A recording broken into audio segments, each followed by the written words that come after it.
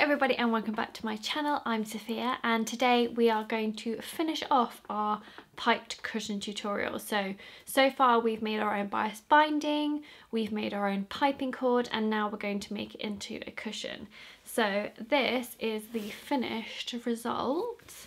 So hopefully you'll find this tutorial really helpful and useful. I do mention it a couple of times that you do need to practice this. It's not something that's like super easy and you'll get it first time and you're like, oh, piped cushions, tick. It's one of those skills that's not difficult, it's just a little bit fiddly and you may have to just keep repeating it until you get it right. But I promise you, do not be put off. It's well worth it and it just looks so nice when you've got a lovely piped edge on a cushion. I've also done this on a rectangular cushion with a rectangular envelope back. And I explain how I do that as well. So it's basically two little videos in one. One is a rectangular cushion with an envelope back, and the other one is to do the piping. So yeah, I really hope you enjoyed this video, so let's get on with it. Okay, so today we are going to attach our piping cord to our cushion front. So I have gone for a rectangular cushion front. So I am pretending that I have a standard cushion pad that measures 16 by 12 inches. So I have cut my cushion front with my extra seam allowance like we've discovered in my previous videos. So I have a rectangular piece that measures 42.5 by 32 centimeters. So you're going to get your piping cord. Now, you're going to sort of choose where you want the bottom of your cushion to be, because we're going to have an overlap of piping cord at the bottom. So I'm going to pick this as my bottom here. So I'm going to start my piping cord there. So I'm going to leave quite a good excess amount, and I'm going to start laying my raw edges of my piping cord against the raw edge of my cushion pad, and I'm just going to pin it going that way. So I might turn this around so I can show you what I'm doing. So because I know that I'm going to put it in my machine this way, I'm going to put all my pins facing that way as well. Now I'm going to put a few more pins down here. Basically, the more you pin it, the more it's going to stay nice and still. So now we have come to a corner already. So if I just move this up. So basically all you need to do, a lot of people find this a little bit tricky when they get stuck on a corner, but literally all you do is cut some little slits up towards your stitching on your piping cord, but please don't cut your stitches. And then with those slits, if you turn it, you can get a really sharp bend in your piping cord. And that's literally all you do. So I'm going to line up that piping cord there. And I'm going to shove a pin in that corner. Nice and close. Now you're always going to have a rounded corner with a piping cord. And the thicker the piping cord, the more obvious the corner's going to be. But unfortunately, you're never going to have sharp edges with a rounded, thick cord going around the edge. So it will still look really good, don't worry. And you're going to continue doing that all the way around until you get back to the beginning. Just remember, to every time you go near a corner, I never really cut my corners until I'm really near them. I always pin them all the way around first, and then I do the little slits towards the stitches, because otherwise you can end up being a little snip happy and cutting too many snips where you don't need them. So now that I've got really close to a corner, I'll pin it right next to it and then I'll do my little snips. I normally do 4.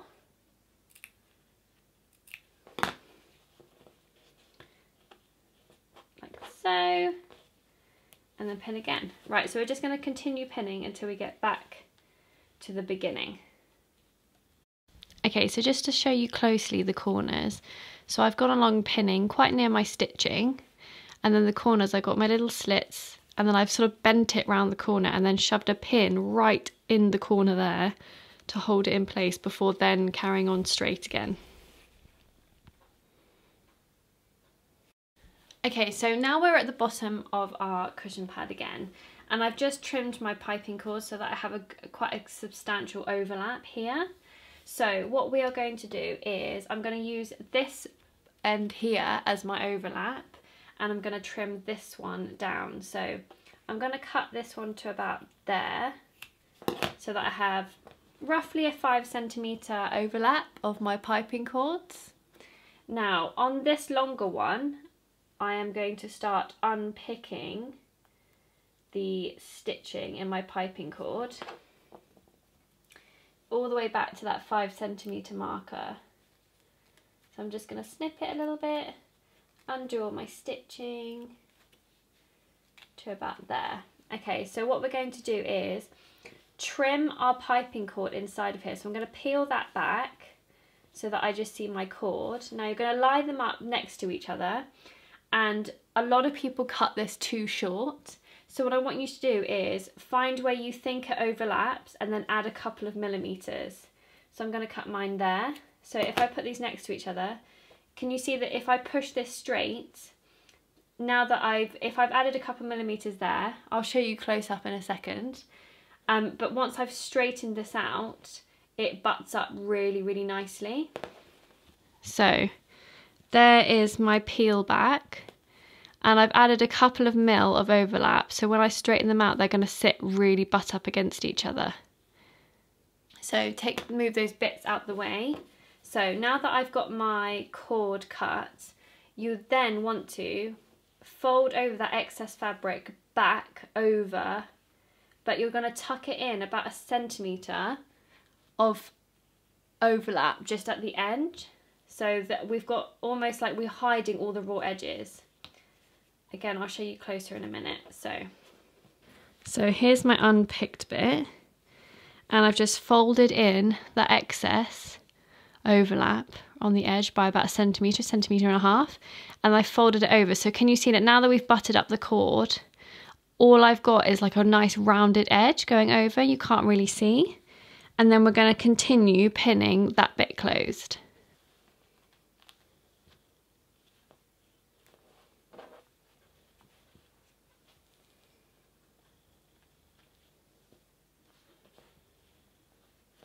Okay, so now that that's overlapped, that's all you see. The overlapping of the cord before you cut it is very, very important, adding those extra couple of millimeters more than you think, because otherwise what happens is instead of having like a smooth cord going along, you get a little dip where it breaks and then it starts again, and it can be really, really obvious, especially if you've got thick piping cord, because you'll have like a bit of baggy gap in the piping cord. So it's always important to add that extra few millimeters before you cut it off. I have learnt that over many years of making these, that's the best thing I've ever learnt. So I am passing that little nugget of knowledge on to you. So now we are going to go to the sewing machine. Okay, so just before we start, if I show you where I'm actually going to sew, where my stitching on my piping cord is, because we're going to be stitching from the front, we are going to just make sure that all our raw edges where we've pinned are lined up against this edge here. And I'm going to try and stitch on top of the piping cord stitching. Now this is really, really handy for the next part when you join your backs on. So try and follow the same stitching that you did on your piping cord as before. So I'm going to line up my zipper foot. I've got my zipper foot attachment on my machine, and I'm going to line my zipper foot up, and I'm going to use my width adjuster for my stitch widths to move the needle over so I can get it right on top of this previous stitching.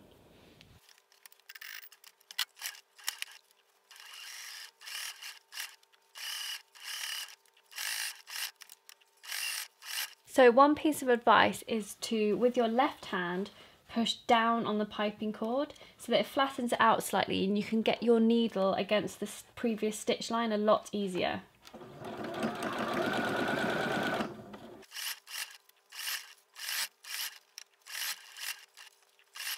Okay, so when you come to the corners, you're going to treat it exactly the same as you have been. Using your left hand to squish it down, you're just going to go round really, really slowly, a little bit at a time, turning it and pivoting around your needle.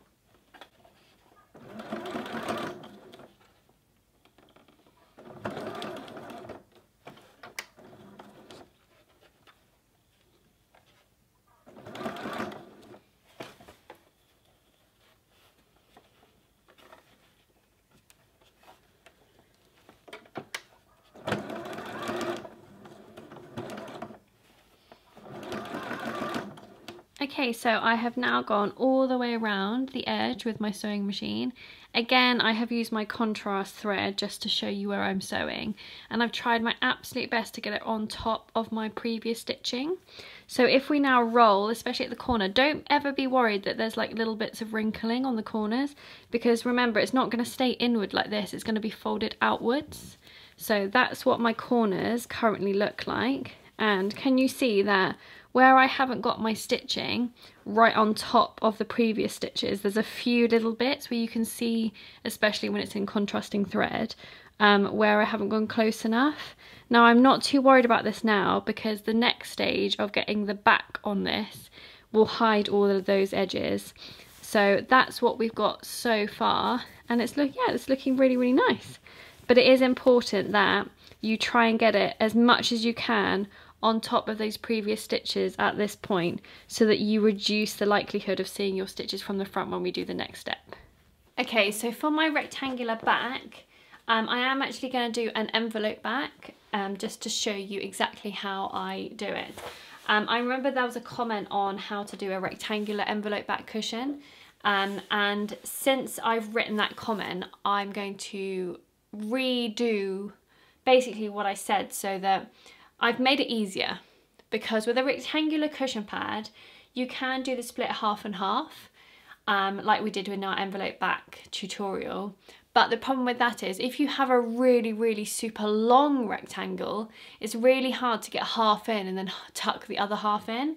So what I'm going to do is show you how you can do it almost like a pillowcase style.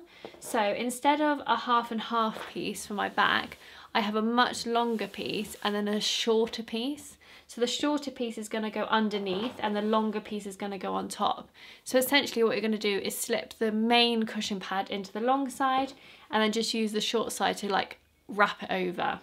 So exactly like our previous envelope back cushion, we are going to basically roll hem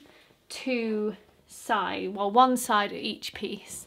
So I'm going to do these two. So I'm going to do a rolled hem of about 1 centimetre in both of these edges here. So because my rectangle is long and thin this way, I want my split to go that way. You never want your split going across all the way through the rectangle, because it will just unfold the whole time. So in these pieces, in my shorter piece, I'm doing one of the longer sides, and in my much longest piece, I'm going to do one of the shorter sides. So I hope that makes sense, because I'm just going to roll hem these quickly now. Okay, so I just thought I'd draw out exactly what I did for my rectangular envelope back, just so you have it for reference. So I have my cushion front here, which, like I said, I've done it as a standard 12 by 16 inch cushion. So it's about 30 by 40 centimetres. So I have cut my cushion pad 32 by 42 centimetres. So my cushion front, sorry, is 42 by 32. Now, my first back piece is the much larger back piece. So I've gone much further over halfway. So my first back piece, I have cut 32 by 34 centimetres. So I've gone way over halfway. So that's my larger piece of overlap. And then my second back is 32 again, but only by 16 centimetres, so much narrower. So if you see this diagram here, that's how it should look. So I want my larger piece going well over halfway, and then my shorter piece just overlapping over one end. Okay, so I have my piped cushion front here, which again, I've done it too big so you can't fit it all on the camera. But I'm going to get my larger envelope back piece first and put that right sides down. So I want to make sure that this is over the top, because I want that showing on the outside first. So I'm going to just lay that there. And then my shorter piece, if I move it this way, again, right sides down, over the top. So I've got a very small overlap here, and then the rest of it is that one piece. So I'm just going to pin this all around the edge now. Okay, so let's go over what we've done so far. So we have our cushion front, right sides up, with our piping attached around the edge with the raw edges aligned. Then we've done 2 envelope back pieces for our rectangular cushion pad, and we've got our longer piece and a shorter piece. The longer piece we've put on first because we want that one to be shown from the outside, so right sides together. And then we've overlapped our shorter piece on top. And we've just pinned it all the way around the outside, you're basically ignoring the piping cord and pretending that that's not there. So just keeping all the raw edges lined up, all the way around, ignoring the piping cord. So now what we're going to do is, to make this so much easier, so that we can take our pins out, just go around all these edges, all 4 edges, with a long basting stitch and just baste it all on. It doesn't matter how close you go, how far away you go, just baste it all the way around, and then we'll move on to the next step, which is a little trick. Okay, so I've just basted it all the way around. So I've got a really long stitch. Again, I use my zipper foot and I just move my needle so that it's not really close to my piping. It's just literally halfway down, all the way around. I wasn't worried about how neat it was. It's just so that I can take my pins out, because here's my little trick for piped cushions. If you flip it over now so that you see your front, you will see that you've got 2 rows of stitching. The outer row should be your basting stitch that you just did, and your inner row will be where you joined the piping cord on top of your piping stitches, which you did previously. So that is now our reference. So the aim of the game is to get our stitching in a couple of millimeters inside this inner line. So I want to be stitching right in here so that I'm at least 2 millimeters over that line, and that will stop our stitches being seen from the front. Because the reason why I got you to do your stitching on top of your piping cord stitching is to reduce the amount of stitches that will be in different rows. So now that this is our reference to hide all our stitching, so we need to be a few millimeters inside this line, super tight against our piping cord all the way around. This does take time, so just go slow, use your zipper foot, move your needle as far over as you can get it, and just really carefully go around really neatly, trying to get it a few mil inside of this line. Okay, so once you've done that, you should now have 3 rows of stitching from the front. Well, it's the wrong side of the front. So I've got my base stitch, my previous stitching over my piping cord, and then I've got the one that I've tried to go inside of. Now the moment of truth, just turn it inside out, like, well, the right way around through your envelope back. And what you want to do is basically go all the way around, checking whether you can see stitches from the front. So I have used contrasting stitching to make it really obvious. If you've used similar stitching, you might get away with like a little bit here and there, but essentially from both sides, you're just going to go around checking whether or not you can see stitching from the front or the back. But it looks good. Now the first time you do this, you'll probably have to go around a few times to get it tighter. When I first started making piped cushions, I'd go around 2 or 3 times to get it as tight as possible, because I wasn't being forceful enough. But now I can normally get away with going around just the once because of my previous stitching and getting it inside of that line. But it does hurt your arms a lot, because you're almost like forcing the piping cord out of the way. So that side all looks good. So let's just check this side. I think I've got away with it, you know.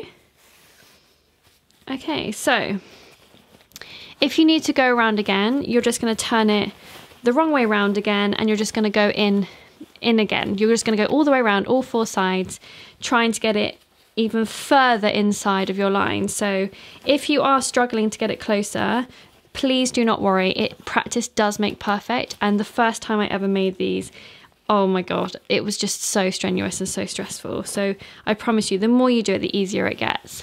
But I will say, what I tend to do is, if I flip this over so you can see my stitching, what I tend to do is push the piping cord flat out the way with my left hand, and it really does hurt your arm to get it like forced flat, so that you can get your zipper foot really close in there to get it as tight as possible. So it is strenuous on your arms. Do not get me wrong, it does hurt after a while. But once you're happy and you've checked it and you feel like your piping cord is tight enough and it all looks neat and you're super proud of what you've done, you're now going to do the exact same thing that we did with our other cushions. We're just going to trim the corners, and then we're going to zigzag all the raw edges. Okay, so there you go. Once you've done your zigzagging, you should have something that looks like this.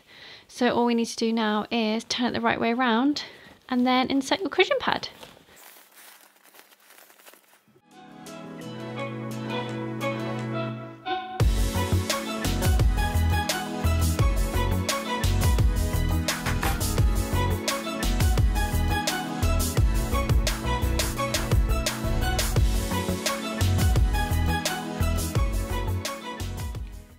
Okay, so I really hope you enjoyed this video. I hope it was clear enough and you've learned something and you liked all my little hints and tricks. Do ask me any questions you have in the comments below, and make sure you give this video a thumbs up if you enjoyed it. And if you haven't subscribed already, please do, because it does help me. And yeah, I just hope you really like this. I think I'm going to give this one to my friend as well, if she wants it. I haven't actually asked her if she wants all these things that I'm dumping on her. But yeah, pipe cushions do just look so nice and chic, and they just, I don't know, they just look really professional. And they make lovely gifts for new houses and things like that. So yeah, I hope you enjoy it, and I will see you again for another video. Happy handmade, everyone!